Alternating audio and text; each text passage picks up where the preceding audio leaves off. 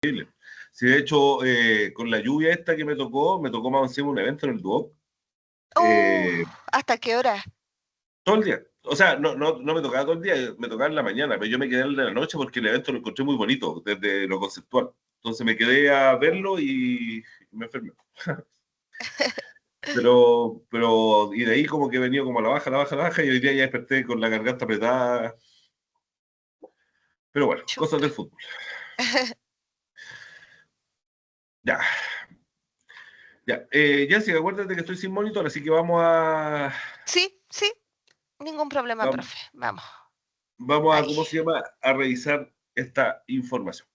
Ya. Segmentación. Entonces, lo que nos toca en la segunda evaluación es la segmentación. ¿Y qué es una segmentación? Básicamente, por definición, no pesqué la fecha, la vamos a tapar con esto. Ya, La vamos a tapar ahí, eso. La fecha no. ya. Ya, Perfecto. ahí, ¿cómo se llama? Le damos un tiempo prudente para poder presentarla. Básicamente, ¿qué es una segmentación? Es cuando nosotros dividimos un grupo heterogéneo de personas en grupos más pequeños, pero con características similares, ¿ya? O Ya. sea, los convertimos en grupos pequeños, pero homogéneos. Esa es la definición, ¿ya? Ahora vamos a ver en profundidad qué significa la segmentación en sí, donde el primer concepto es entender qué es un consumidor. ¿Te acuerdas? Que esto lo alcanzamos a ver Sí, antes de... ¿Qué era un consumidor? sí. Consumidor es la persona que consume el producto. E- Es, Eh, eh, es, es, el, es, es el que destruye el producto. ya, perfecto. El que destruye el producto. ¿Y por qué lo destruye? Porque es el que prueba, es la última persona a la que llega el producto. Por ejemplo, si es un yogur, el que abre el envase del yogur y se lo toma. ¿Y si es un refrigerador? El que ocupa el refrigerador, el Ya, que lo tiene en su casa, lo ocupa a diario. ya, pero ahí el consumidor sería, o sea, lo importante es que lo destruye porque cambia su estado. Pasa de un Ah, estado A a un estado B, por alguna ya, característica. Y finalmente lo consume hasta extinguirlo en el caso de los productos no perecibles. O sea, ya, disculpa, los productos perecibles. ¿Ya? O no duraderos. ¿Ya? ya, Bueno, entonces, la definición del consumidor es, por ejemplo, de Philip Kotler, que nos dice que es una persona que satisface una de sus necesidades utilizando el producto hasta su término y destruyendo el producto o un bien, que es como lo que habíamos conversado, ¿cierto? sí, Toma el producto y lo exprime hasta que ya se consume. ya, Según Salomón, Michael Salomón es el que tiene la mayor parte de los libros de comportamiento del consumidor. Él como que se dedicó a conocer al consumidor en detalle y nos dice ya, que el consumidor es una persona que identifica una necesidad o un deseo, realiza una compra, pero fíjate, que hace el vínculo de la compra, pero separa del momento en el que el producto es consumido. Por lo tanto, un consumidor no es una persona que compra, no es un comprador. sí, ¿Ya? Entonces, para efectos de segmentación es importante que cuando nosotros revisamos este tipo de cosas, entendamos esta definición que nos ayuda de alguna manera Salomón a entender que un cliente y un consumidor no necesariamente son lo mismo, aunque podrían ser la misma persona. ¿Ya? Podría ser que la persona que compra sea también la persona que consume, pero también podría ser que no sea el caso. Por ejemplo, si yo compro un yogur, que es el ejemplo que tú me dabas, y el yogur se lo compro a mis hijos, ¿cierto? ujú, Entonces el cliente sería yo, porque soy el que compra, y el consumidor serían mis hijos, porque son el que le dan este cambio de estado al yogur. ya. ¿Se entiende la diferencia? Sí, sí se entiende, profesor. Perfecto. Entonces, cuando nosotros pensamos en el cliente versus consumidor, solemos confundirlo y es importante que nosotros entendamos que en realidad para efectos prácticos no son lo mismo.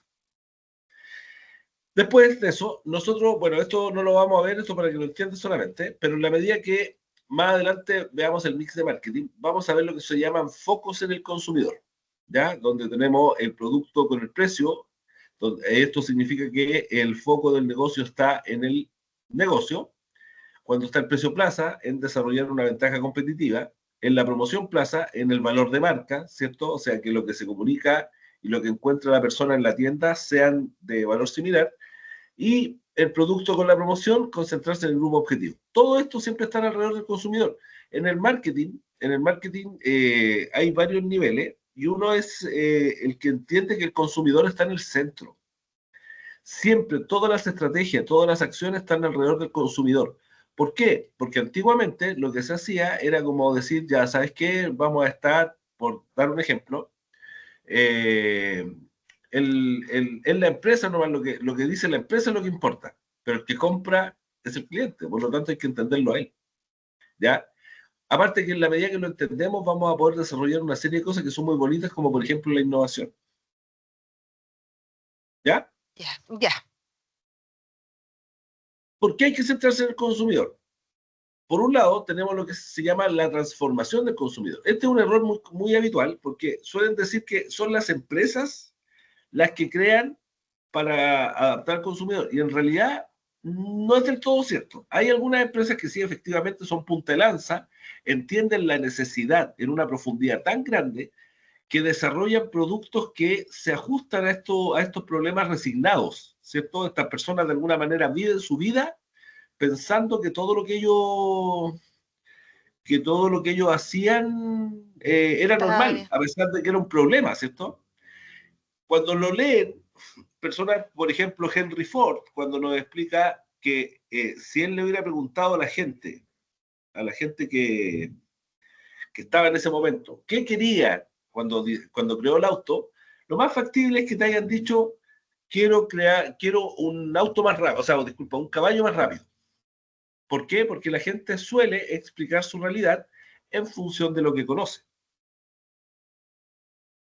¿ya? No te hubieran dicho un auto si el auto no existía. Hoy día podría ser. De Claro. ahí viene entender, que siempre lo doy como ejemplo, por qué en el idioma Rapanui no existe nada que se atribuya a la palabra río. ¿Por qué pensé que pasa? Eh,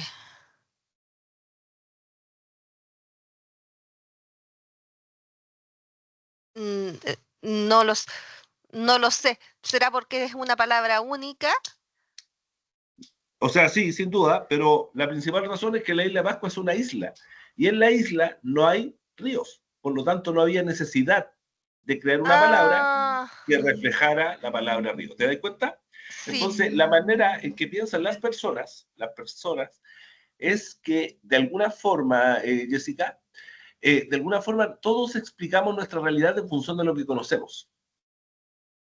Por eso, en algún punto de la historia, cuando no entendíamos cómo funcionaba la Tierra, había un terremoto y se lo atribuíamos a lo que entendíamos, se lo atribuíamos a los dioses. Los dioses eran ¿cómo se llama? Y habían empresas, habían culturas que sacrificaban personas para evitar que pasara esto, y de hecho en el siglo XXI todavía pasa. Imagínate que estaba viendo hace un tiempo atrás los rituales que todavía existen, más extraños, y hay uno en Bolivia, no recuerdo la ciudad, te mentiría, donde todos los años se juntan hombres y mujeres de un pueblo y se sacan, pero la cresta, se agarran a combo literalmente.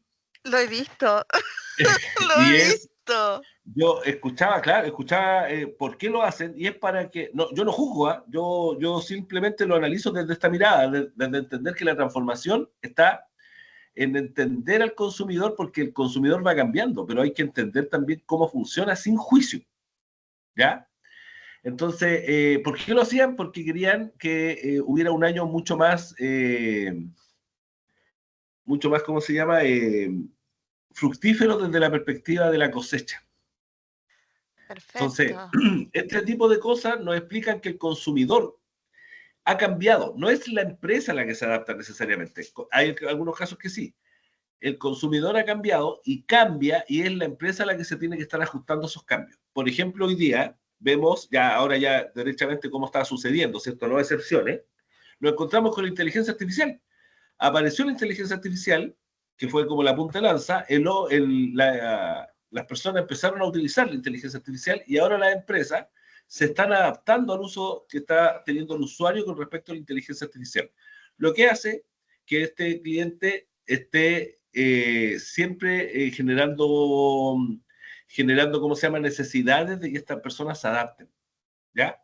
Cuando nosotros entendemos esto, nos vamos a dar cuenta que el cliente está mucho más informado y es más exigente, porque ya finalmente está cambiando su requerimiento, lo que él necesita. Y por eso las empresas necesitan estar mirando al consumidor constantemente.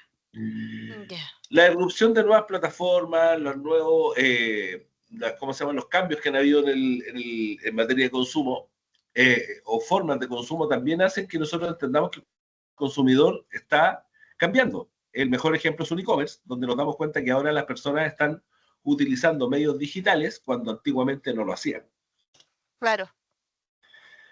Tenemos, por otro lado, la posibilidad de medir. Esto siempre lo rebaso en clase. No ha habido jamás, jamás de los jamases en la historia tanta información con respecto al consumidor, ¿ya? Y lo más fuerte es que lo podemos saber en tiempo real.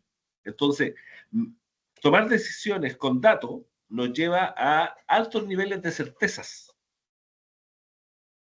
¿Por qué? Por temas estadísticos. Hay una cosa que se llama certezas estadísticas, que mientras más datos tenemos del comportamiento de algo, vamos a poder proyectar un posible comportamiento futuro, con una alta probabilidad de que eso suceda. Por eso es tan relevante mirar al consumidor y los datos que él provoca en función de su comportamiento. ¿Te das cuenta? Sí. Después tenemos la tecnología de los datos, que tiene mucha relación con lo anterior, porque en primera instancia había datos. Hoy día tenemos tecnología que están traqueando a las personas, que la están marcando, que hacen que nosotros conozcamos al consumidor mejor de lo que el cliente se consume producto, o sea, se conoce producto de Sí. la tecnología que está utilizando. ¿Ya? Ya, profesor. Sí. Todo esto que te comenté está pasando al mismo tiempo. Está pasando que la gente está tomando decisión de compra, está teniendo un comportamiento de compra, están apareciendo datos y se están tomando decisiones en función de ese comportamiento y ese análisis. Todo al mismo tiempo. O sea, mientras estamos hablando, está pasando. Por lo tanto, acá, desde la mirada del marketing, se tuvo que adaptar el modelo tradicional de entender al consumidor desde solamente los datos tradicionales, o sea, la segmentación demográfica, geográfica, conductora y psicográfica, y pasamos a incorporar algunos modelos de, ¿cómo se llama?, de análisis del consumidor, que complementan, ojo, no reemplazan, complementan esta versión inicial. Por eso el gatito ese está sorprendido, ¿viste? Que está escuchando y se sorprende. Porque es mucha información, mucha. Sí. De hecho, tú que ya viviste e-commerce, te diste cuenta que en realidad e-commerce no es simplemente, ya segmentemos, mira, abordemos a las personas de Chile. No. Acá hay que mirar las conversiones, la ubicación, las personas se desplazan, hay intereses Sí. asociados, el mundo digital, hay que revisar los canales que están. O sea, estamos hablando de una cantidad de datos que no hay precedente con respecto a esta cantidad de información que estamos teniendo. ¿Ya? Ya, profesor. Entonces, ¿cómo funciona el proceso de compra? El proceso de compra, lo primero es entender que marketing y ventas no son lo mismo. ¿Por qué se te ocurre que no son lo mismo, Jessica? Porque, a ver, si bien trabajan ambas para lo mismo, el marketing es la idea, es lo que hace que el cliente crea una necesidad en el cliente. El marketing le muestra, le crea una necesidad en un producto específico Ya, con la promoción. ya, pero ojo que nosotros no creamos necesidades. Entonces, no. No, ya. No, vais bien, pero estáis mal en un concepto. El marketing no crea necesidades. El marketing lo que hace es entender una necesidad, la estimula para generar deseos. Ah, ya. ¿Ya? Yo no puedo hacer que una persona le dé sed. ¿Por qué no? Efectivamente. ¿Por qué no puedo hacerlo? Porque no puedo hacerlo. Pero la sed es inherente al ser humano. Esa es una necesidad inherente al ser humano. Cuando nosotros hablamos de cuál es el rol del marketing frente a esto, es que nosotros estimulamos la necesidad para que cuando una persona tenga sed, quiera una Coca-Cola. Sí. ¿Te das cuenta? Porque incluso si nosotros nos ponemos así bien rígido y bien papista ahí con la idea, técnicamente tú podrías tomar agua a un río y quitarte la sed. Sí, pero nos muestra el producto, Pero no el hay un cual nos, producto asociado. el cual nos puede quitar la sed. Correcto. Ah, ¿Se entendió la diferencia? sí, Excelente. Ya. estimula la necesidad. Entonces, entendiendo el proceso de compra, efectivamente, marketing y venta no son lo mismo. El marketing es un proceso que empieza mucho antes que la venta. La venta está situada principalmente en la transacción. Esto también nos lleva a tener que entender un poquito cómo funciona una organización, o sea, cómo funciona este proceso de segmentación para poder entender el proceso y darnos cuenta que incluso el decisor puede aparecer en algún momento y no desde el inicio del proceso en sí, que pasa principalmente en el modelo B2B. ¿Por qué? Porque suponte que tú estás vendiendo un producto X, y ese producto X tú vas ¿cómo se llama? Se lo muestras no al decisor inmediatamente, no sé, el gerente general, sino que se encarga la persona de adquisiciones que tiene que juntar 3 o 4 presupuestos para poder presentarlos delante del gerente. Esa es la manera que funciona. Entonces, el que toma la decisión, que sería al que segmentaríamos, no es el mismo que es el que inicia el proceso, que es el de la búsqueda, que lo vamos a ver en un tiempo más. ¿Ya? Ah, no, lo vamos a ver. Entonces, cuando hablamos del proceso de compra, estamos hablando de 5 etapas principalmente. Por un lado tenemos la necesidad. Acá, como te dije, nosotros no la creamos, pero sí el cliente la reconoce, entender qué es lo que le está pasando. Tengo sed, tengo hambre, me duele la garganta. Tenemos una necesidad, ¿cierto? La necesidad, nosotros desde alguna perspectiva, como te dije, hay varias veces que nos vamos a encontrar con lo que se llama problemas resignados, que es cuando una persona de alguna manera convive con el problema y no se ha dado cuenta que es un problema. De hecho, a mí en marketing digital me pasa con cierta regularidad, que yo voy, converso con potenciales empresas que van a ser clientes míos y me dicen, no me acuerdo si puse a grabar. Sí, está grabando, Ya, ¿o genial. no?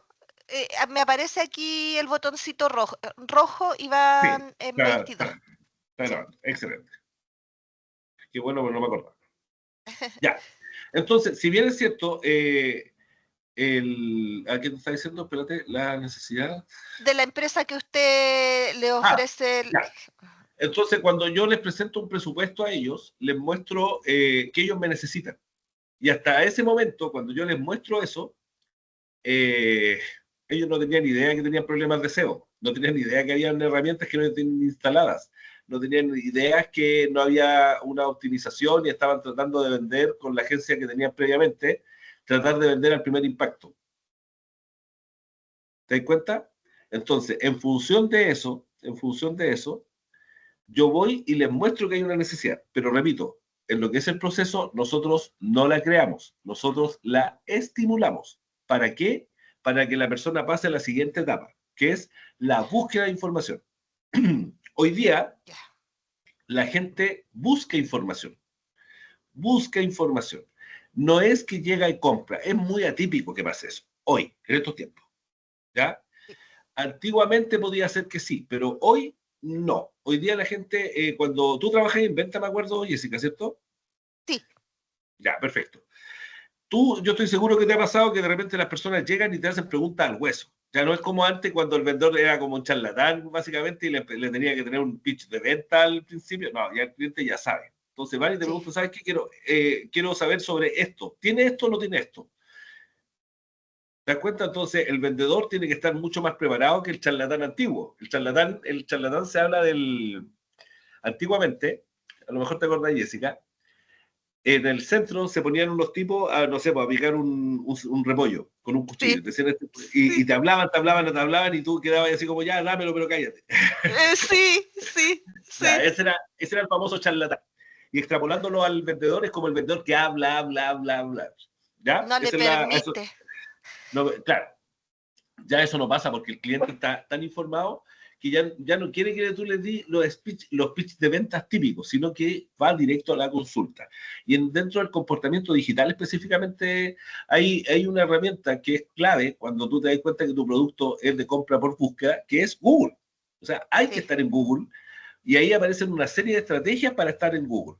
¿Ya? Por lo tanto, efectivamente, desde el punto de vista de marketing, nosotros sí tenemos herramientas para estar en esta etapa y poder reforzarla.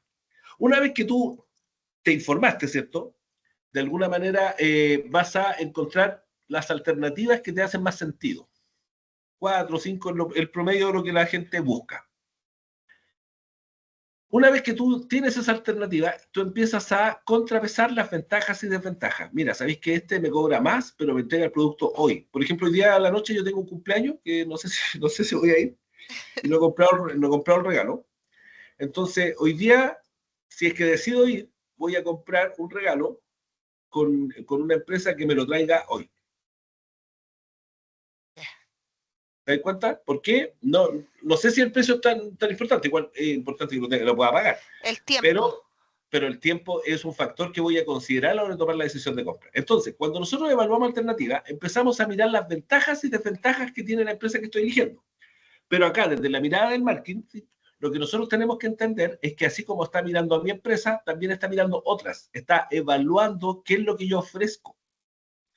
Y de esa manera, la evaluación de alternativas se convierte en algo relevante porque, por un lado, está evaluando las ventajas y desventajas de mi empresa, pero a la vez está evaluando las de mi competidor. Y así pasa al tercer punto, que es la decisión de compra. ¿Cuál es la que me conviene?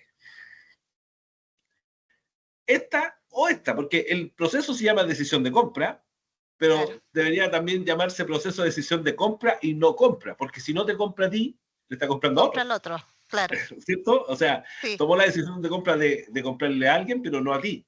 Entonces, en este punto, desde la mirada del marketing, nosotros nos deberíamos hacer 3 preguntas base. ¿Cuál crees que son esas preguntas, Jessica? La decisión de compra. Precio. El precio está en la evaluación de alternativas, más bien, Jessica. Perdón. La decisión de compra depende la decisión de compra depende de la mejor alternativa que haya encontrado. La mejor alternativa que hayas encontrado. O sea, No, pero que si, por ejemplo, a nosotros no nos compran, esa es mi pregunta. Si a nosotros no nos compran, nosotros somos la empresa y no nos ya, compran, ¿qué pregunta nos deberíamos hacer? el por qué no nos compraron, ¿Ya?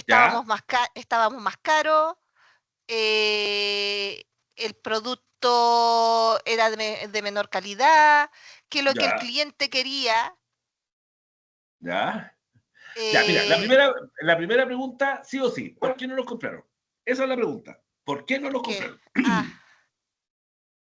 Segunda pregunta. eh, estábamos más caros, el precio, No. No, porque ¿no? eso está vinculado al por qué no nos compraron. ¿Qué es lo que Acuérdate, acuérdate que en la etapa anterior evalúa alternativas y yo te explicaba que si no nos compró a nosotros, le compró a otro. ¿cuál es nuestra competencia? Ya, va por ahí, porque finalmente, ¿A quién le si no, compró? claro, si no me compró a mí, ¿a quién le compró? Y suena la Sí, música. Ah, sí. ya. Entonces, cuando nosotros pensamos en este modelo de, ya, ok, estamos dentro de la alternativa, pero no me compraron, acá la primera pregunta que tiene que hacerse es, ¿a quién le compró? Esa es la primera. Ya, O sea, si no me compró a mí, ¿a quién le compró? Porque de esa manera yo voy a poder aplicar el benchmarking, ¿cierto? Que es ir a claro. mirar a mi competidor y ver qué está haciendo mejor. Una vez que pasa eso, me hago la siguiente pregunta. ¿Por qué no me compró a mí? ¿Qué estoy haciendo yo mal? A lo mejor yo no estoy comunicando bien mi propuesta de valor. A lo mejor mi página tiene un problema. No sé, puede haber pasado una serie de cosas. ¿Por qué no me compró a mí? Y después, ¿qué es lo que busca el cliente? Y así yo puedo desde el marketing reforzar con estrategias de remarketing o lo que envuelva esto a la decisión de compra y la evaluación de alternativas. ¿Estamos? Ya. Y después de eso tenemos lo que se llama post-compra, que es el proceso que según yo es donde hay más espacio para crecer en Chile. Porque la post-compra, las empresas chilenas se centran demasiado en que que la gente te compre, pero no en generar un lazo con él. Entonces, imagínate que todo esto, se ve mi mouse, ¿cierto? Lo voy a cambiar al Sí, puntero. se ve Todo súper bien. esto, todo esto es un proceso en que a mí me cuesta plata hacer que las personas avancen. ¿Cachai? Entonces, la Mm, recompra, fidelizar a las personas, decirles, oye, pero espérate un poco, si tú me estás haciendo esto, por qué no, si ya llegamos a comprar y yo tuve una buena experiencia, ¿por qué no me va a comprar? Fíjate que el mundo ideal es que las personas pasen una vez por esto, que me carga cómo se me ve el... ¿Ya? Hacer esto, ¿cierto? La Este decisión de proceso, compra. y llegar acá, porque si se te compró, Vuelva a comprar. vuelve a comprar, ¿cierto? Esa es la idea. ¿Ya? Porque esto me costó plata. Hacer que Sí. esta persona pase ahí me costó tiempo, me costó inversión de medios. Entonces, si yo hice una buena compra, yo voy a lograr hacer que esta persona no pase por el proceso de nuevo y por 0 pesos A ir directo va a ir directo a a comprar. comprar. Sí. ¿Por qué? Porque pasó por una buena experiencia. Pero fíjate que en Chile no nos gusta mucho eso y preferimos que la persona haga esto de nuevo. Lo Yo me fidelizan al acuerdo, cliente. yo me acuerdo hace un tiempo atrás que estaba en una relatoría por Sense, y les pregunto a la gente, oye, y cuéntame una cosa, ¿el cliente es fiel? Y me dice, no, el cliente no es fiel, no, no, no, y empiezan, parecía terapia de grupo ese, no, el cliente así, yo ya, tal. Y yo en la medida que hice la pregunta y todos querían participar, porque normalmente a mí me cuesta así como, ya, le tengo que preguntar directamente a alguien para que realmente participen, y de repente así como no querían. Entonces, en este no, yo hice la pregunta y todos querían participar. Entonces estuve, no sé, por 15 minutos escuchándolo a todos diciendo que no, el cliente es súper infiel, anda buscando puro precio, cosa que yo no comparto. ¿Eh? Yo de por sí No, creo que las personas no buscan solamente precio, que es un factor sin servicio, duda, pero no es efectivo. determinante, Sí, justamente. Entonces, yo lo escucho ya como que ya estábamos en una conversación circular ahí todos hablando lo mismo, básicamente. Y yo les pregunto, ya, chiquillos, tienen toda la razón, yo estoy de acuerdo con ustedes, pero ¿me pueden contar cómo es su plan de fidelización para que lo corrijamos? Y todos se quedaron callados. ¿Plan de fidelización? ¿Pero cómo? Nadie fideliza y esto termina siendo como un pololeo, ¿cierto? Una relación de la empresa es como cuando uno recién empieza a pololear, están los regalos, se acuerdan del ¿cómo se llama? Del aniversario, del mes aniversario, la semana aniversario, esto es lo más intenso. Eh, Y después con el tiempo, cuando se casan, esos cariños empiezan como a disminuir. Bueno, hay ejemplos de que no, pero normalmente empiezan a disminuir. ¿Por qué? Porque la rutina, que el tiempo coinciden menos, ¿cierto? sí, Bueno, si nosotros no, como empresa, no entendemos que al cliente tenemos que estar en un estado de pololeo, yo sé que es mala constante. la analogía, bandera Sí, roja al tiro listo. Pero es más la analogía, pero el sentido es el mismo. O sea, si nosotros no entendemos como empresa que tenemos que estar con un cliente que está en un estado de pololeo constante, ¿ya? Tratándolo bien, haciendo que él sienta que lo que yo le estoy vendiendo es bueno, entonces el problema está en la filosofía de la empresa con respecto a este punto. sí, ¿Se entiende? sí, sí. De hecho, en la empresa en la cual yo trabajaba, a ver, después de cerrar el negocio, profesor, ¿Ya? creábamos lo que es el Client Promise, que es ¿Ya? una promesa de servicio, porque como seguro es, en realidad es una empresa que vende un producto intangible. Lo que estábamos ofreciendo era la asesoría, el servicio, y para ello nos juntábamos con el cliente y le hacíamos preguntas, qué es lo que esperaba él de nosotros? Algunos decían que me responda a los correos el mismo día, otros decían que nos juntemos cada 3 meses para ir evaluando, ir viendo y revisando, que nos capaciten, cosas así. Entonces, postventa, que era el ejecutivo de atención a la cuenta, que si bien comenzaba con el proceso cuando le cotizaba, tenía que encargarse de la cuenta completa todo el año, estaba encargado de tener esa relación con el cliente. Y así, muchos clientes que yo asistí siempre renovaron sus seguros, nunca se cambiaron, pero aún sabiendo que habían otras corredoras que le ofrecían mejores precios, quizás no significativos, diferencias pequeñas, pero que en otros casos se habrían cambiado, ellos seguían. ¿Por qué? Ya. Porque les gustaba el servicio.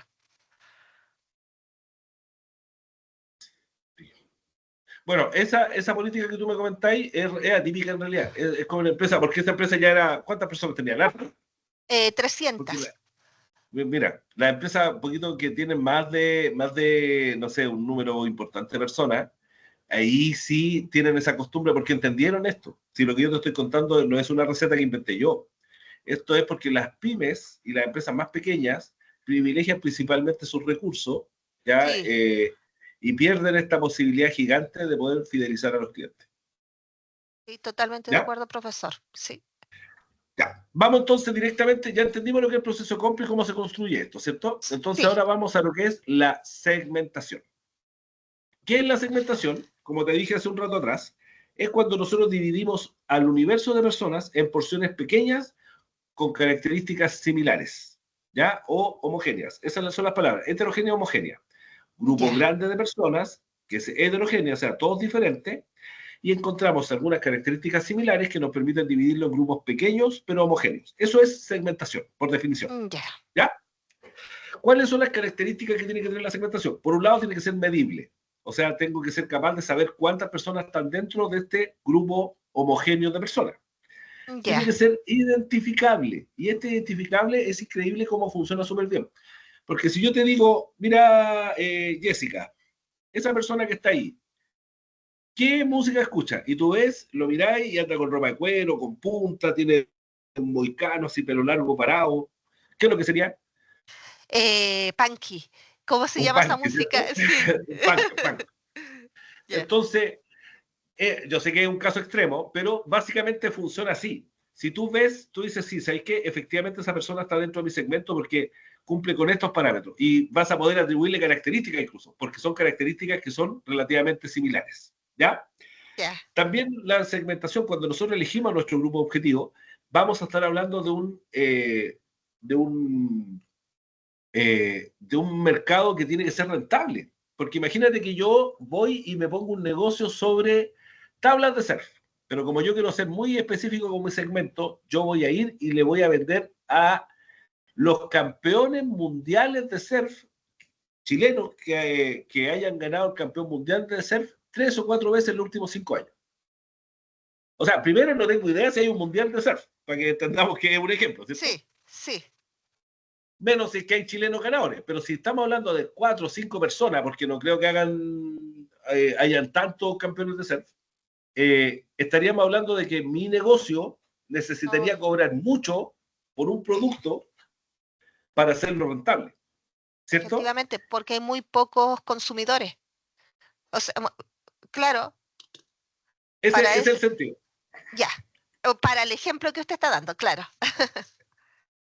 Ya. Entonces, cuando nosotros miramos esto desde esta mirada de que tiene que ser rentable, además tiene que ser escalable. O sea, nosotros podríamos ir ampliando este segmento. Imagínate que yo estoy trabajando con este mismo grupo de surf. Ya, ahora me entendí que no puedo ser tan específico. Estoy vendiendo de surf, pero ahora voy a venderle no solamente a los que hacen surf, que yo entiendo surf como las personas que hacen cosas arriba de la ola, sino que ahora le voy a vender ropa al buzo, al que está debajo del mar, ropa y todos los accesorios. Entonces yo puedo ir ampliando este segmento, pero con características similares, personas que les gusta el mar, por ejemplo.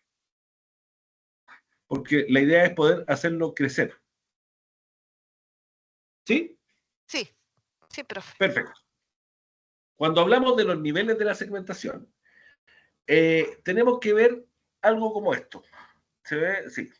Sí, Tenemos el mercado, ¿ya? Que el mercado es cuando estamos hablando del universo de personas que está ahí, un segmento de mercado, o sea, una porción de este mercado. Después hablamos de nicho y finalmente el nivel más pequeñito se llama cluster. ¿Ya? ya. Te voy a dar un ejemplo. Si estuviéramos hablando de mercado, el mercado de los chocolates.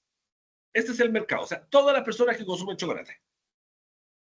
pero nosotros nos vamos a ir y vamos a achicarlo un poco porque es un mercado muy amplio, ¿cierto? Está desde el chocolate, no sé, los Rocklet hasta, no sé, chocolate La Fe. Ya, Entonces, mira, nos vamos a enfocar en un segmento que está dispuesto a pagar por chocolates de alto nivel de cacao. Por lo tanto, ahí ya nos limitamos a personas con un grupo socioeconómico que entiende, o sea, que tiene los ingresos para pagar un chocolate más caro, pero además que entiende el valor que tiene que tenga más cacao.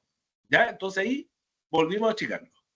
Pero, ¿sabéis que todavía no me sirve porque no tengo un negocio que pueda escalar a nivel nacional? Así que lo voy a concentrar en un nicho. Entonces voy a hablarle a esas personas, pero de la reina. ¿Ya? ya. ¿Hasta ahí me seguí? Eso sería un Sí, nicho, porque achicamos el ya, grupo. Son ya, personas que les gustan los chocolates de alto nivel de cacao en la reina. Fíjate cómo lo achiqué. sí. En el supermercado del líder, o sea, del líder de la reina. ¿Ya? Entonces, lo volvimos a achicar y es harto, ¿cierto? Entonces, cuando usted va al supermercado, llegamos hasta el nicho, porque es un grupo muy pequeño de personas, ¿ya? Pero aún así hay un nivel más chiquitito. Fíjate cómo lo escalé. Partimos con mercado chocolate, Sí, después chocolates de calidad, después lo asociamos a un sector específico y ahora vamos a poner una característica de clúster, que es, por ejemplo, que, mira, hay gente que compra chocolate y no son para comerlo, ¿sabíais? no. Sí, hay gente que lo compra para regalarlo. Ah, sí. Disculpe, profe. Entonces, esto cuando tú te vas dando cuenta que en realidad esto lo vayas achicando, no es que tú tenés que cumplir con todos los niveles, no es así, no funciona de esa forma, sino que en realidad lo que hace este sentido de los niveles es que nosotros podemos decir, ¿sabéis qué? Vamos a abordar solamente a este nivel, y En estoy nichos. en un nicho mercado. No, ¿sabéis qué? No, mejor voy a abordar a este nivel. ¿Te das cuenta? Sí, Entonces, cuando tú vas haciendo este nivel ¿cómo se llama?, de achicar el grupo, llegas a los más pequeñitos que son los clusters, que tienen una intencionalidad de compra mucho más clara y concisa. Entonces, ¿cuáles son los objetivos de la segmentación? Entender la necesidad por segmento. O sea, cuando uno entiende la segmentación, te vas a dar cuenta que esos tienen una forma de abordar la necesidad característica. Por eso buscamos que sean homogéneos. ¿Ya? Facilita la observación en la competencia, porque voy a poder entender qué es lo que está ofreciendo y qué es lo que valora el cliente que está en la competencia. Hace que los presupuestos de marketing sean mucho más eficientes, porque aquí es cuando yo hago la analogía de Rambo versus ¿cómo se llama? Versus un francotirador. Porque Rambo tiene la característica, más adelante vamos a hacer el ejercicio igual, pues debe estar por ahí. Yo siempre lo hago, que Rambo en las películas va, agarra un arma y más allá que lo protege el guión y nunca se le acaban, ¿cierto? Una cosa... siempre sale él, ileso. claro, está y le da todo. Y si nosotros pensamos la manera que él dispara, claro, le da un árbol, le da las piedras, le da el río que está al lado, le da a algunos enemigos, sí, pero si llevamos esta analogía a las balas, a los negocios, cada una de esas balas es dinero. Sí, Y como te vuelvo a insistir, el guión lo protege, el dinero no se acaba, ¿cierto? Pero en el mundo real, los presupuestos tienen límite. Y por lo tanto, yo puedo conseguir mejores resultados si lo utilizo en las personas adecuadas. ¿Por qué? Porque de esta forma yo voy a lograr mejores resultados, porque le hablo con la propuesta de valor coherente, con lo que es valioso para ese segmento y no de una manera genérica. ¿Estamos? sí, profe. Dame 2 segundos y vengo al tiro. Sí.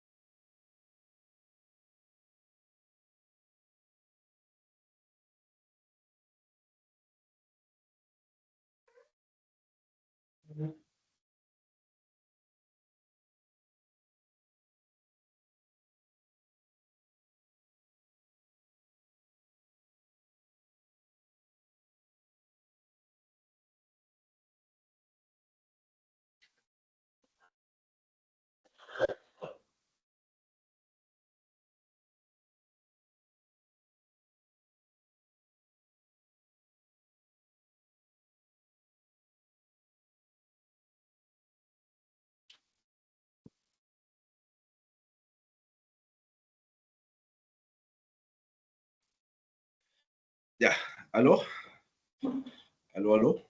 Aló, profe, aquí estoy. Ya, disculpa que, como te digo, estoy enfermito y me estreso. Ya, vamos a seguir entonces. Entonces, entendiendo que la segmentación es todo lo que hemos conversado, una pregunta que deberíamos hacernos es, ¿a quién segmentamos? ¿A quién deberíamos segmentar? A nuestro grupo objetivo, Ya, pero ¿quién es nuestro grupo objetivo? los clientes, los usuarios final. No, los clientes, profesor, los clientes en general, porque no van a ser los Ya, usuarios finales. no necesariamente son los usuarios finales. Efectivamente. Acá lo importante es entender que no todos los participantes de la decisión de compra son relevantes a la hora de segmentar. ¿Ya? Y ahí aparece este modelo que son los roles en el proceso de compra, donde tenemos al iniciador, que es el que inicia la necesidad, se da cuenta de que existe la necesidad. Está el ¿Ya? influenciador, que es el que influencia, entrega antecedentes al decisor. Este a mí me parece bien interesante, el influenciador, Sí, porque finalmente acá nosotros lo que tenemos que establecer es cuál es el nivel de influencia que tiene ese influenciador en la decisión de compra. Porque podríamos segmentarlo y también compensarlo. ¿Ya? ya. Después de eso tenemos al decisor, que es el que toma la decisión de compra, el pagador, que es el que paga, y el usuario, que es el que usa o consume el producto. Ya. Entonces, hasta ahí pareciera todo igual, porque efectivamente tú podrías ser el iniciador, el influenciador, el decisor, el pagador y el usuario en determinadas compras, pero hay otras que no. Si nosotros vamos y miramos un pañal, el pañal nosotros somos una empresa de pañales de guagua, ¿ya? ¿Quién sería el iniciador? ¿Quién crees tú que podría ser el iniciador? El que se da cuenta que hay una necesidad. Los padres. ¿Ya? ¿Quién más? Eh, en realidad, no tan solo los padres, pueden ser los tíos, pueden ser los abuelos, los familiares. Está asociado a quién lo cuida. Puede ser los tíos, puede ser los padres, puede ser el jardín, puede ser una niñera, va a depender del segmento Sí, al que estemos apuntando. Pero básicamente es el que lo cuida. Así que todos los que me nombraste están bien. ¿Ya? ya. Después vamos a definir quién sería el influenciador. Somos una empresa de pañal de guagua, ¿cierto? Sí. Eh, el influenciador, la solución más acertada. La madre, la madre, la que lo cuida también puede ser. ¿Ya? Necesitamos ese tipo de pañal porque le hace, porque es el mejor quizás. Eh, El que más dura, él no le cose el potito al sí, bebé, ¿cierto? Ya, no se le todo eso. pasa. Ya, pero claro, no se le pasa, que es súper importante. Los que hemos tenido hijos sabemos eso. Eh, entonces, cuando nosotros vemos el influenciador, no necesariamente la mamá, podría ser, pero por ejemplo, cuando yo hice este análisis, yo establecí que era la abuela, la tía, eh, ¿cómo se llama? La persona que lo cuida, puede ser la niñera, que Ya, le dé algún nivel de antecedente. Entonces, ¿qué es lo que nosotros vamos a definir acá? Si esa tía, esa abuela, tiene nivel de influencia en el decisor, porque el decisor, convengamos que en este ejercicio es la mamá, claro. ¿ya? Ahora la mamá pesca a la mamá, o ponerle que es la suegra, la mamá del papá, la pesca y dice, sí, ¿sabes qué? Tiene toda la razón, la voy a escuchar, o a lo mejor no. Sí, Eso es parte de lo que nosotros tendríamos que definir. perfecto. ¿Ya? ¿Quién ¿Hasta es el ahí? ¿No hay problema? influenciador? No hay problema. No. Perfecto. Hay casos donde el influenciador es más importante que el decisor según mi análisis. Por ejemplo, ponele que tú vas a médico y el médico te dice, mira, ¿sabes qué? Estás grave y necesito que compres este remedio. ¿Ya? Hay otras opciones, yo sé que son más baratas, pero este va a cumplir con lo que necesitamos. Y uno se preocupa porque uno confía en este influenciador, ¿cierto? Sí, Entonces tú vas con la receta y le decía al niño de la farmacia, deme eso. pero tengo otra opción. No, quiero esa. ¿Por qué? Porque el influenciador tenía un alto nivel de influencia en tu decisión. Sí. ¿Se entiende la diferencia, cierto? Sí. Entonces, cuando nosotros establecemos al influenciador, no solamente definimos quién es el que influencia, o sea, los que pueden dar antecedentes, sino que además tenemos que definir cuánto nivel de influencia tiene en el decisor. Puede ser que lo escuche absolutamente, como este ejemplo extremo que te estoy dando, o O puede puede ser que no. que no. Y tenemos todos los matices entre el sí y el no. ¿Ya? Bueno, el decisor es la mamá. Y aquí le vamos a atribuir algunas características de cómo es la mamá. La mamá del hijo es la que toma la decisión, es primeriza, no sé, ahí va a depender de la naturaleza que estamos analizando. ¿Ya? Ya. El pagador, yo me acuerdo siempre, cuando doy este ejemplo, soy yo. Porque el pagador en el caso de cuando mi bebé estaba chico, era yo el pagador. Yo me acuerdo que a mí me mandaban a comprar los pañales y yo iba con el papelito anotado. ¿Cuáles tenía Iba que traer? y le decía, claro, al niño que me atendía, quiero estos pañales. Entonces me acuerdo que una vez me equivoqué. Me dijeron, no, pues no son los pañales que te pedí. Chuta, ya voy de nuevo. Y partimos. Lo cambié y ni siquiera sé que me equivoqué. Porque Solamente lo yo cambio. confiaba en el tipo que me lo pasó mal, bueno, me lo cambiará. Y fui lo cambié. Entonces, ¿qué es lo que te trato de decir? Que el pagador puede ser que tenga algún nivel de injerencia o puede que no. Y evidentemente el usuario, ¿qué sería el usuario del pañal? El bebé. El bebé. ¿Te das cuenta que en este ejercicio que hicimos había muchas personas involucradas? Ahora, en este mismo ejercicio que yo te estoy explicando, ¿a quién segmentaríamos, le haríamos campañas de marketing al bebé? No, ¿Por qué no? porque el bebé no va a tomar la decisión de comprar.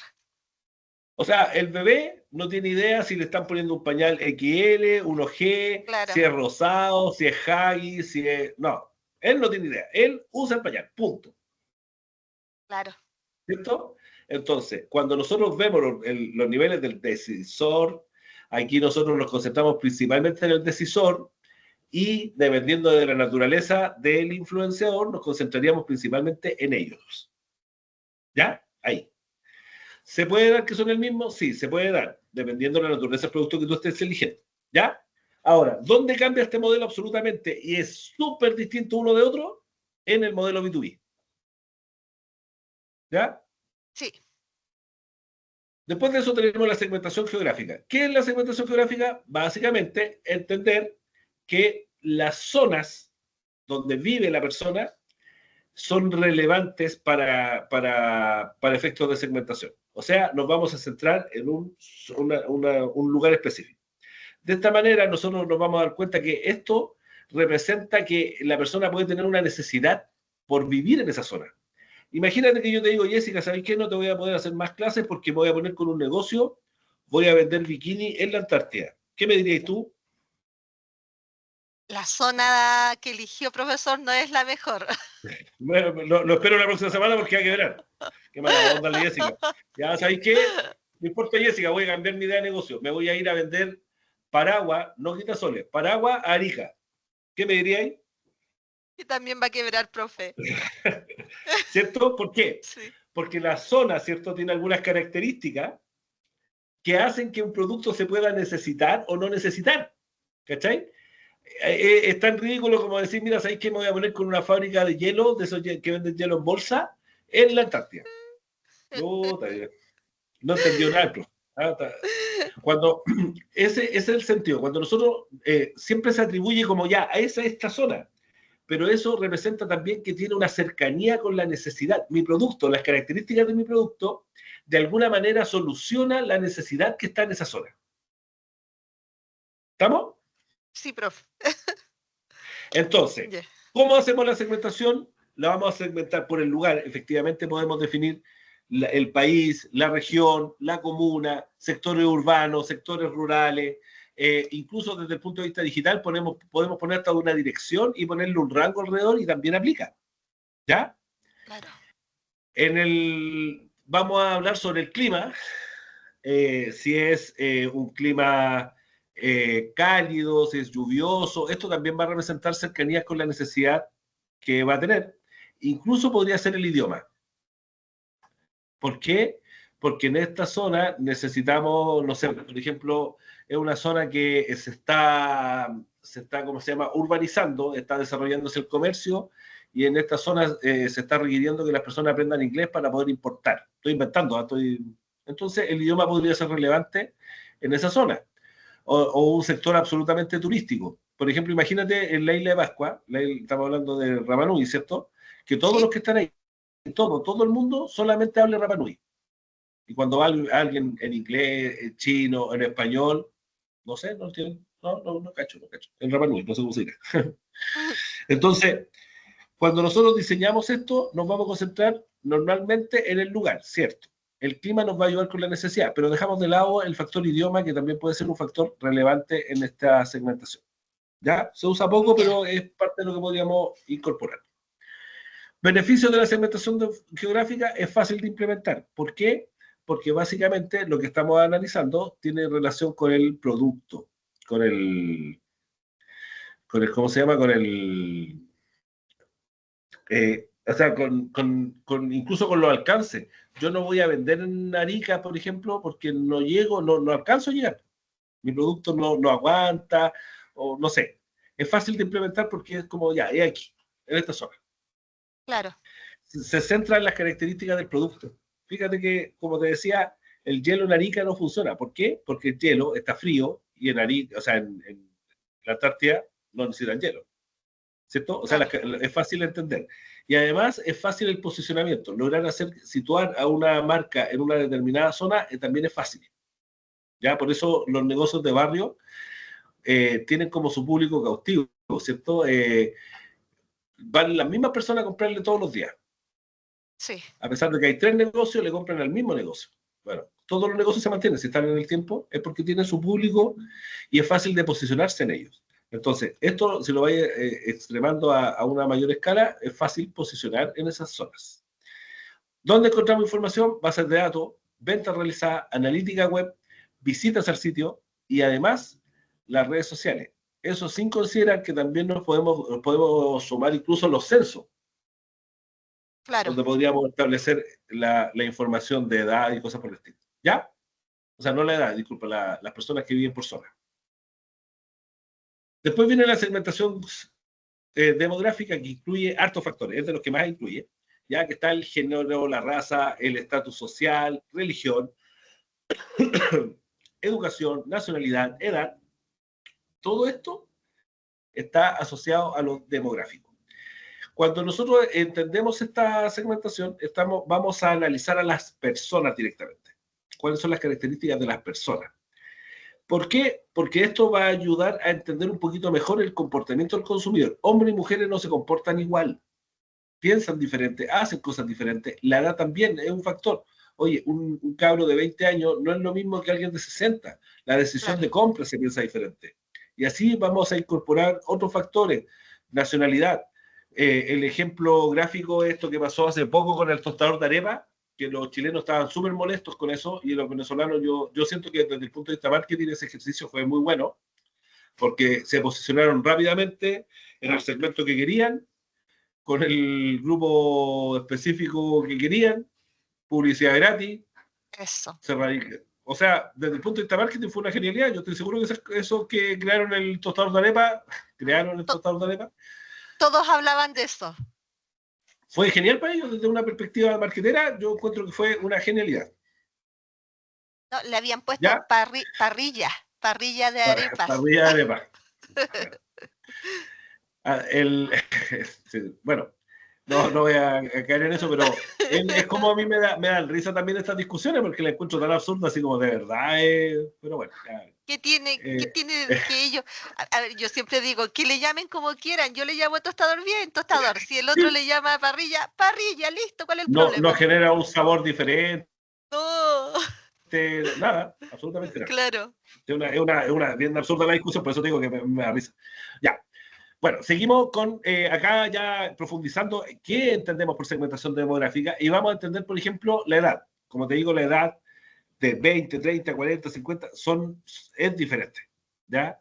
Tenemos por otro lado el género, tenemos por otro lado el estado civil, tenemos la profesión. No es lo mismo una persona que piensa, no sé, desde el mundo de la educación a una persona que piensa en los negocios, en la construcción, porque tienen focos de la vida diferentes, ¿ya? El nivel educativo. Nosotros, en lenguaje coloquial, no vamos a hablar con una persona que es doctor en, no sé, en filosofía, igual como con una persona que no ha terminado la básica, o que no pasó por la educación formal. ¿Por qué? No porque sean más o menos personas, porque de repente caen en esa conversación y no. Lo que pasa es que el lenguaje que entienden es diferente. Tú a una persona de un alto nivel educativo le hablas de una manera coloquial, le vas a generar desconfianza.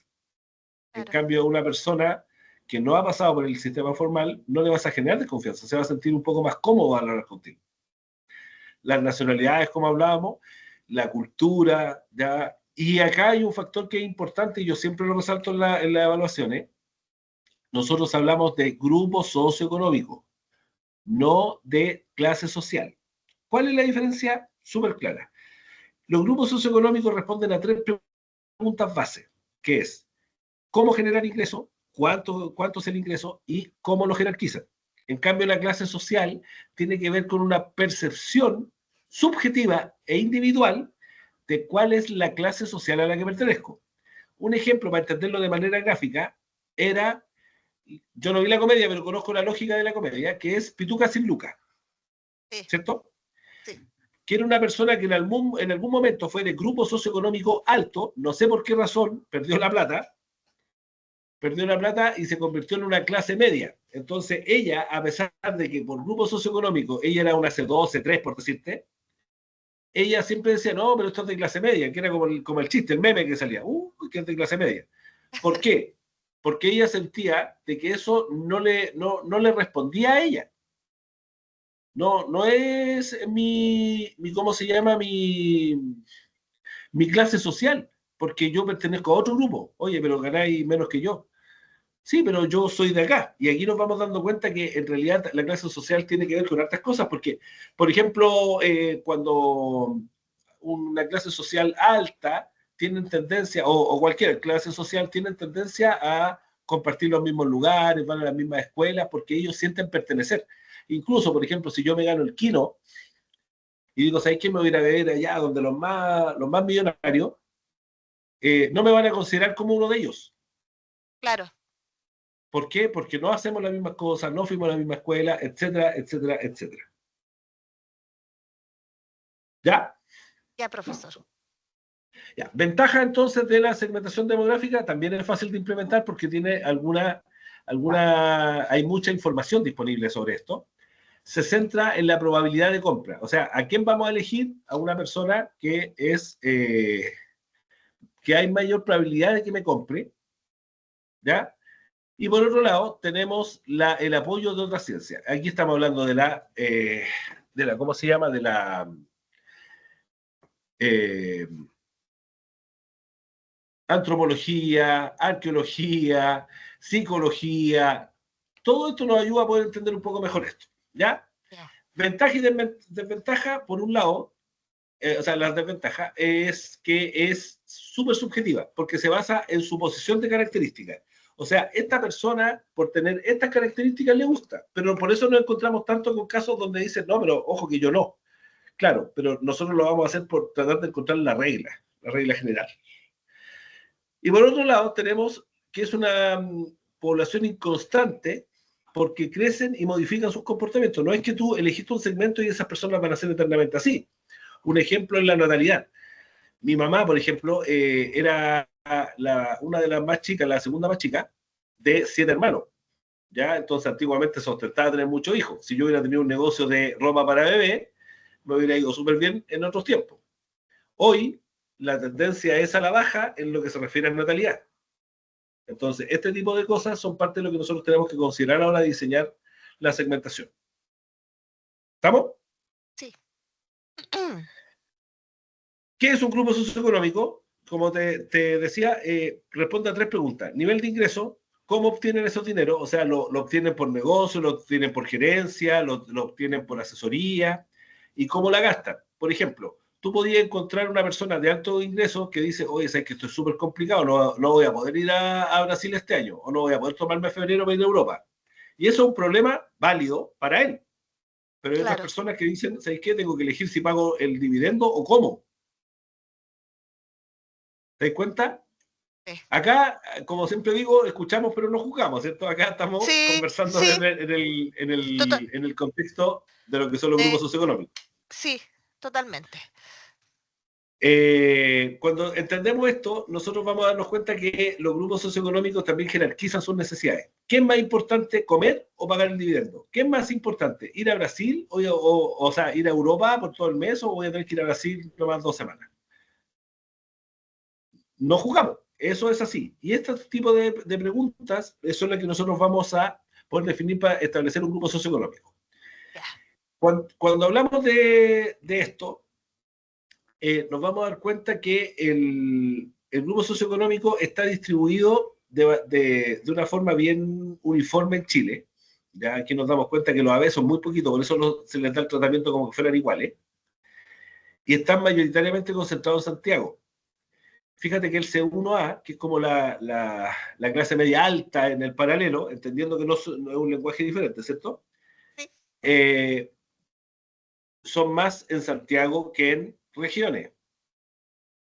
En el grupo C1B pasa lo mismo, en el C2 pasa lo mismo, en el C3 ya está más parejito, pero también pasa lo mismo. Pero los grupos más pobres, ya los grupos de socioeconómicos más bajos, están mayoritariamente a nivel de país y país. no en la región metropolitana. Esos son datos interesantes para poder analizar. ¿Ya? ¿Cómo se distribuyen? Si tú te das cuenta, se ve mi mapa, ahí Sí, está.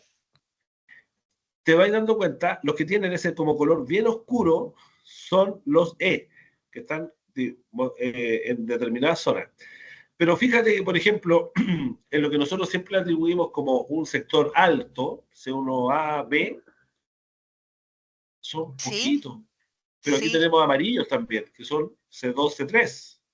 Y aquí tenemos rojo en Ñuñoa, y Ñuñoa, pero es clase media alta. No, no funciona así. Porque incluso, no sé si se alcanza a notar en la presentación, ahí entre medio de los amarillos también hay C1 alto. sí. Y hay lugares donde hay azul. ¿Y por qué hay azul? Porque también hay gente de ingresos altos en la región metropolitana distribuidos por todos lados. Lo que Oh, pasa es que mayoritariamente están concentrados en una zona. claro. ¿Ya? ¿Alguna duda hasta acá, Jessica? Ninguna duda, profesor, estaba mirando el mapa. Es bien interesante, ¿cierto? Sí. Ya, ahí, mira, no tengo una encuesta todavía, no la he actualizado, pero la encuesta CACEM fue la que definió estos datos que te estoy mostrando, ¿ya? Ya, Ahí está el link para que lo puedas revisar en el estudio si es que quieres. Aquí nos vamos dando cuenta cómo van cambiando estas diferencias. Fíjate que representan el 1,8% de los hogares chilenos. En promedio, el ingreso promedio familiar es de 7,5 millones hacia arriba. 98% de ellos son profesionales, 60% con posgrado fuera de Chile, 100% son altos directivos y el 100% usa auto. Cuando nos pasamos al C1A, tenemos el 6%, representa el 6% de los hogares chilenos, el ingreso promedio es de 3 millones de ingreso familiar, 93% son profesionales, 43% tienen posgrado en Chile, 91% son altos directivos y 97% usa auto. Ya hay algunos cambios. Por ejemplo, nos damos cuenta que el posgrado ya no es fuera de Chile, efectivamente, el ¿cierto? ingreso también. Mm. Cambio, claro.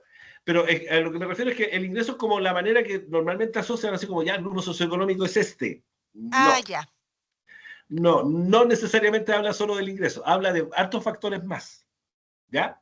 ya. Acá nos vamos al C1B y nos damos cuenta que estamos en 2 millones, ese sería el grupo socioeconómico. Está muy parejito con lo que es la cantidad de ¿cómo se llama?, de hogares en Chile. Y aquí nos damos cuenta, fíjate cómo cambió radicalmente. Los profesionales. 66% profesional, Sí, 15% posgrado en Chile, 53% son altos directivos y el 61% usa auto. autos, efectivamente. El, Bajó a el, casi 30%. es harto, es Sí, harto. Y fíjate cómo empiezan a aparecer acá una diferencia sustancial. Lo otro era posgrado. Acá el 10% tiene diplomado, tiene algún nivel de especialización. El ingreso promedio familiar es de 1,5 millones. 11% de los chilenos gana esto en su casa. El 30% solamente usa auto. Y así te vas dando cuenta cómo cambia a un punto bien complejo. Fíjate que acá ya los C3 ya no son profesionales, ya, sino que tienen 51% media completa, 29% la media incompleta, 52% son vendedores, agricultores o trabajadores calificados. Estamos hablando de personas que hacen algo que es bien pagado. Claro. Representan el 24% de los chilenos, de los hogares, y alcanza un ingreso promedio de 1 millón, y incluso en este caso se da que solamente uno de los dos trabaja. Y aquí tenemos el D, donde nos encontramos, fíjate que la media completa es menos del 50%, 53% media incompleta, vendedores calificados, no usan auto. Ya el ingreso promedio de la familia en ese 2020 era 640, igual esto ya debe haber cambiado. Tenemos el E, que representa el 14% de los chilenos, de los hogares chilenos, son vendedores operadores, 48% trabajadores no calificados, 23% tienen la media completa, el 76% tiene la media incompleta, un 1% entró en la educación superior y no la terminaron, principalmente por temas de ingreso, y tenemos un ingreso promedio familiar de 361.000 pesos. Ten en cuenta que el grupo socioeconómico es muy, muy claro el concepto. Incluso yo podría preguntarte, Jessica, que no lo voy a hacer, pero Jessica, ¿tú qué grupos crees que eres? Y podría, de acuerdo a los criterios, decir, mira, ¿sabes qué? Yo soy AB, yo soy C1, C1A, C1B, C2, incluso E, porque los criterios son súper claros. Y ahí viene lo que yo te explicaba hace un rato atrás. ¿Es lo mismo clase social y grupo socioeconómico? No. No. ¿Por qué? Porque el grupo socioeconómico habla de conceptos claros y concisos. Esto es. Claro. Tú eres esto. En cambio, la clase social tiene que ver con si yo pertenezco o no pertenezco a este grupo. Y esto lleva a decisiones. ¿Por qué yo considero que tengo, no sé si alcancé a notar la diferencia de los perritos, no cacho la raza de ese perro, pero es como los que andan como con una... Sí, el de acá anda con un collar. Oh, Y este no, pues este es un quiltrito. Bueno, ¿por qué un sí, quiltro y el otro de una raza? ¿Por qué? Porque yo considero que pertenezco a un grupo y ese grupo toma decisiones que están alineadas con ese pensamiento. Pero es de tipo subjetivo. No es objetivo como lo es el grupo socioeconómico. Por lo tanto, para efectos prácticos y en cualquier evaluación de marketing, tú tienes que hablar de grupo socioeconómico, exceptuando en lo que es el buyer persona. ¿Por qué? Porque el buyer persona sí es subjetivo, porque básicamente estamos definiendo lo que cree el cliente. ¿Ya? ya. Bueno, esto no lo vamos a revisar, que son maneras de entender la clase social con estudios, ¿ya? Ya. Donde nos vamos dando cuenta, fíjate que las personas tienden a estar en comunidades que hagan relativamente parecido, ¿cierto? Por eso se conocen. Acá tenemos gente que juega tenis. Bueno, jugar tenis ya de por sí es caro, hay que tener raquetas, las pelotas y la cancha. Claro. Acá tenemos el golf, que es otro deporte que es relativamente costoso. Y acá tenemos una población donde la gente arma sus casas, las arman Claro. ellos, ¿ya?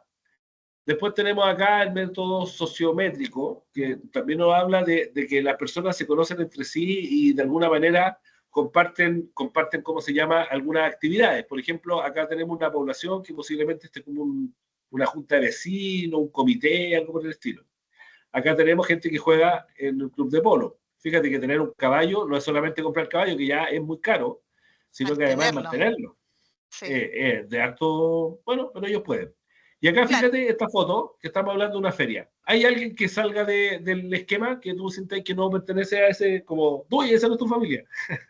Sí, yo creo que es concejal, no sé qué es lo que debe ser de ahí, el de El de verde, verde en la ¿cierto? feria, sí, Porque esa claramente.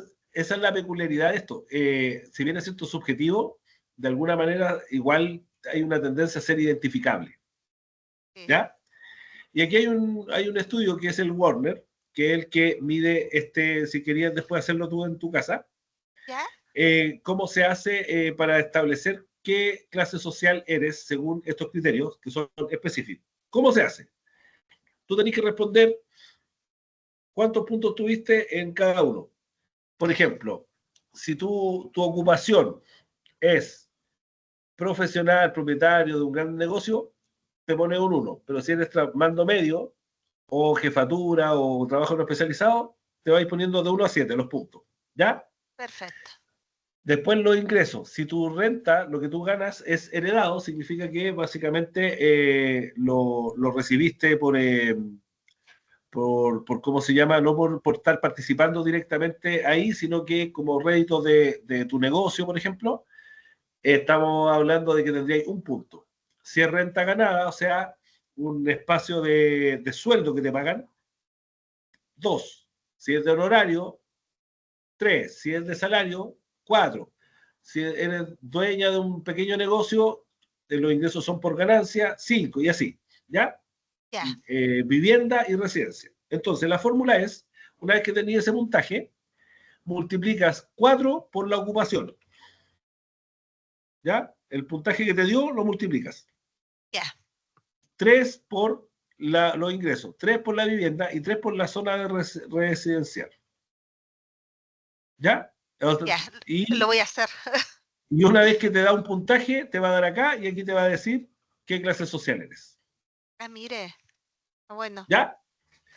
Pero esto es, como te digo, de tipo subjetivo. Porque tú me podés decir, no, yo el sector donde vivo es bueno. Bueno, entonces tenía un alto puntaje. Y a lo mejor desde el punto de vista objetivo, no lo es. Claro. ¿Ya? Ya, después de eso, ¿dónde encontrar información? Y aquí, como te decía, esta segmentación tiene mucha info. Mucha. ¿Ya? Bases de datos, campañas digitales, Google Analytics, web, encuesta, focus group, entrevista a profundidad y test objetivos, algún tipo de encuesta que tú hagas. La encuesta, el focus group y la entrevista a profundidad son métodos subjetivos que hay que tener claro cuando uno conversa con los clientes, lo que quiere preguntar es como más complejo. Pero los otros son datos duros que te los deja el mismo cliente en función de su comportamiento. Por lo tanto, es fácil de tener esta información. ¿Ya? Después tenemos lo que es la segmentación conductual. La segmentación conductual tiene una característica muy específica, que es que explica el comportamiento de compra durante la decisión de compra. ¿Ya? Entonces, hay variables que incluye, como por ejemplo, la lealtad de marca. ¿Qué tan leal son las personas a la marca? Veamos el caso de los iPhone lovers, yo siempre los critico en mi trabajo. Los iPhone lovers, ¿qué es lo que hacen?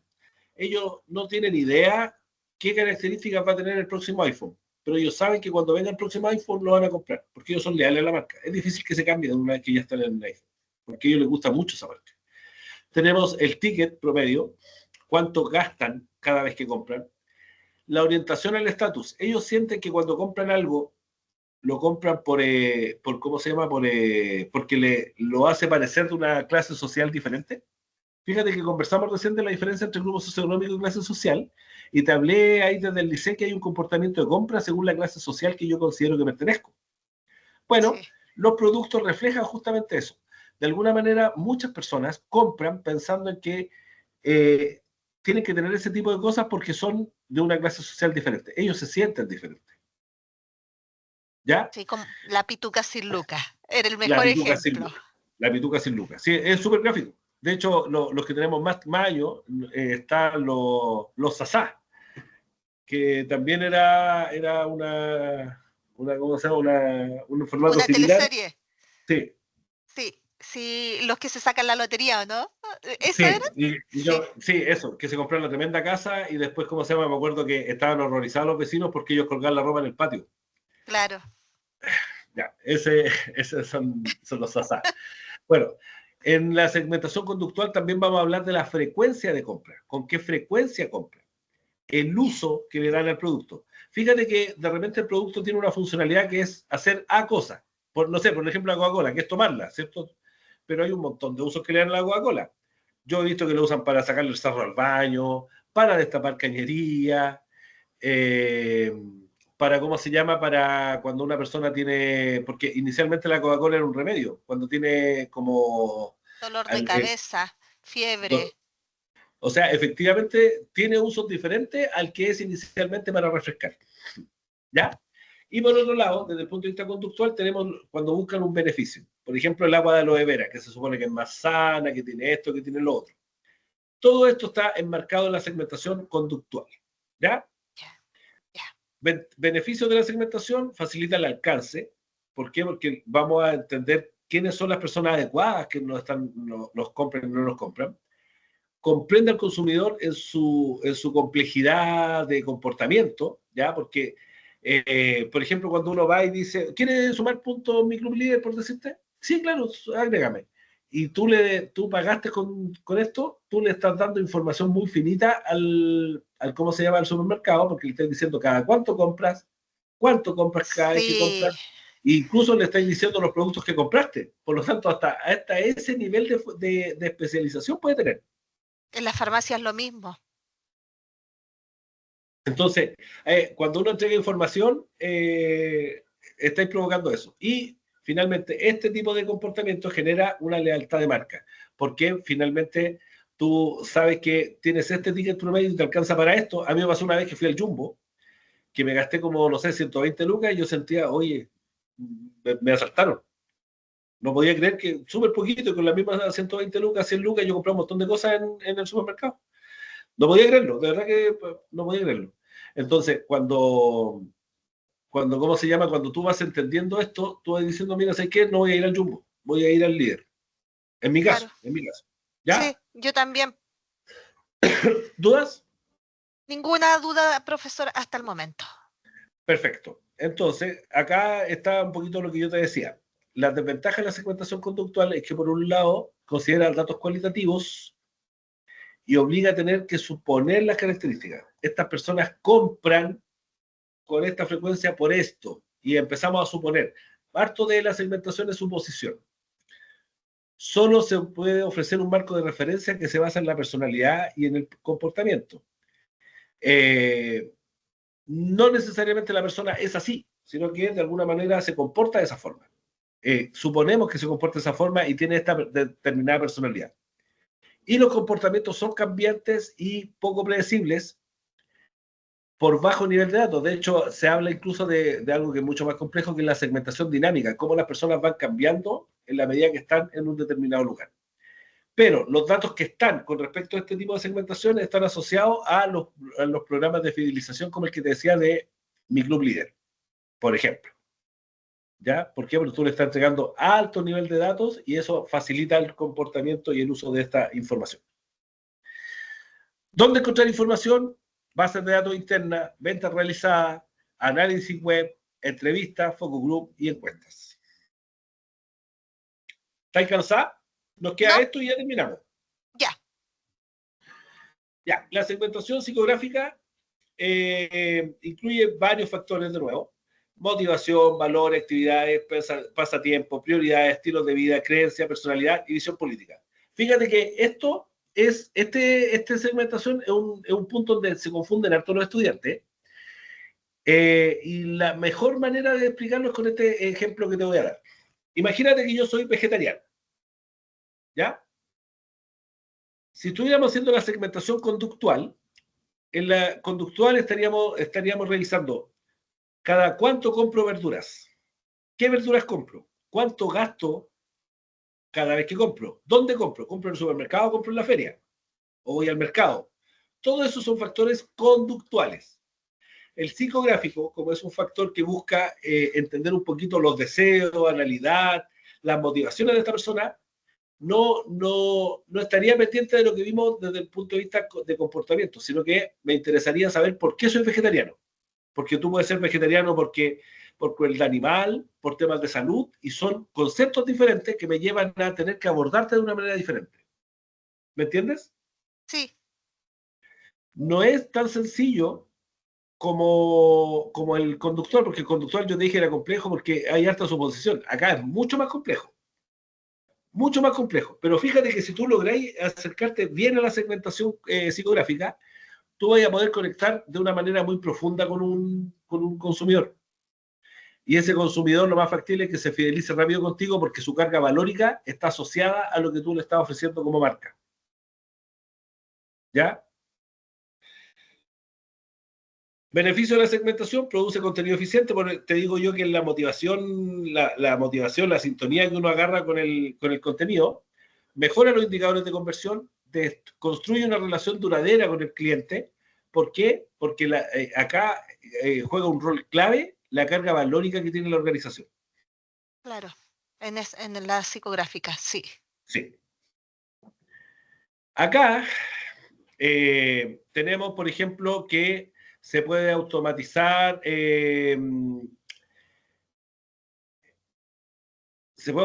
la segmentación producto de que de la cantidad de herramientas que hay, ¿cierto? Pero dificulta la toma de decisiones de optimización porque finalmente esa automatización tú no sabes cómo se está logrando. Cae muchas veces la empresa en tratar de abordar a muchas personas y eso cae en que las empresas tengan un gran volumen de productos, lo mismo con la matriz BCG, ¿te acordáis? Sí.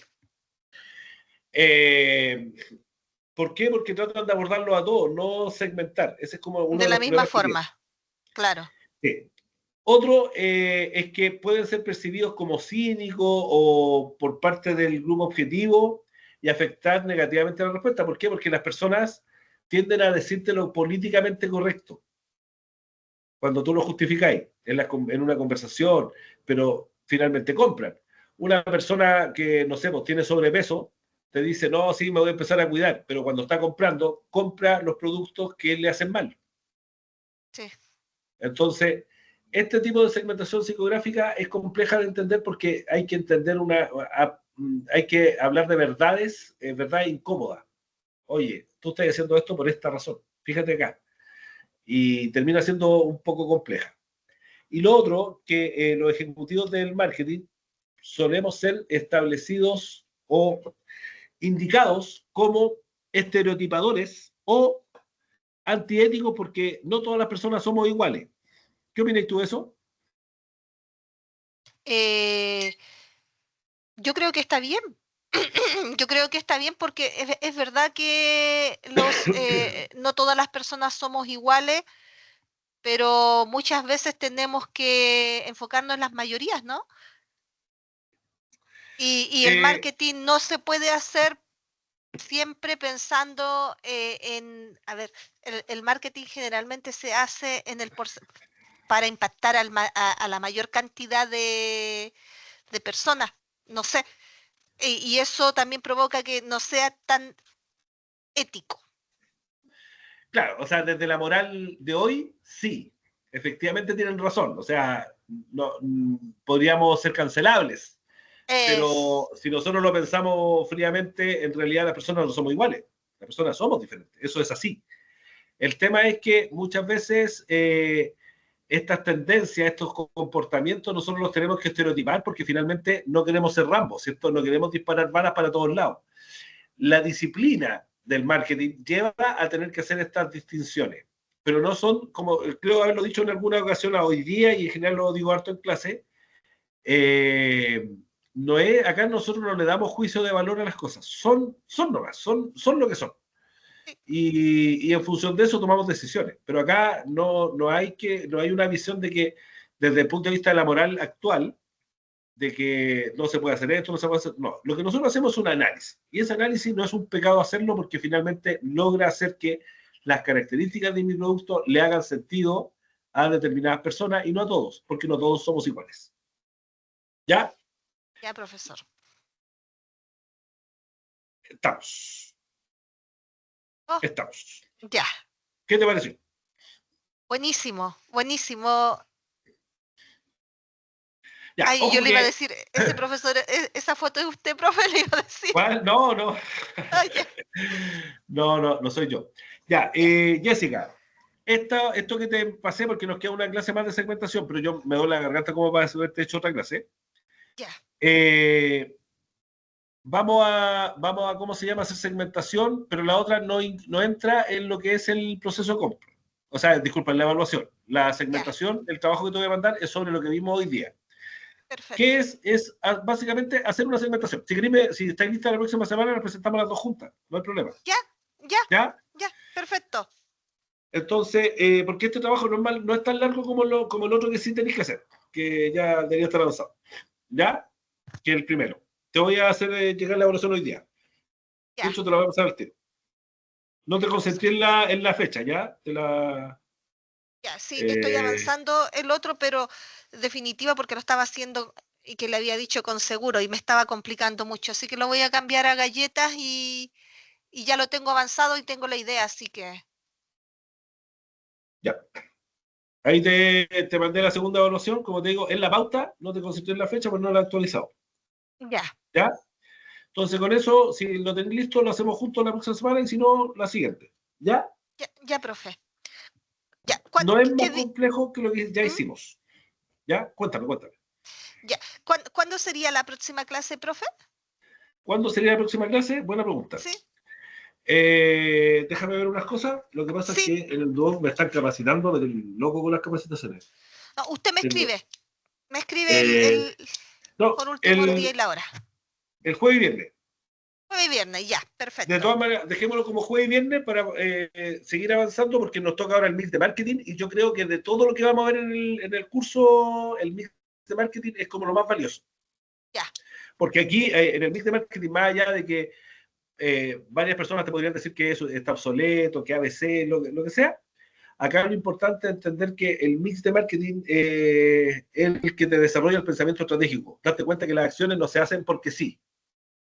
ya, Y de profe. hecho, de alguna manera vamos a hilar todo el proceso de lo que hemos visto a este trabajo. ¿Ya? Ya, profe. Así que eso. Ya. Profe, entonces, ¿este video igual me lo va a enviar? ¿O lo va a Sí, subir? lo ¿O lo, subo, lo subo. ya, porque yo igual Que lo puedo ver a donde lo en sube, YouTube, así que sí, sí, claro. Porque de hecho me di cuenta que no te subí el anterior, donde vimos la matriz BCG y la matriz de perfil competitivo. Lo voy a subir ahora.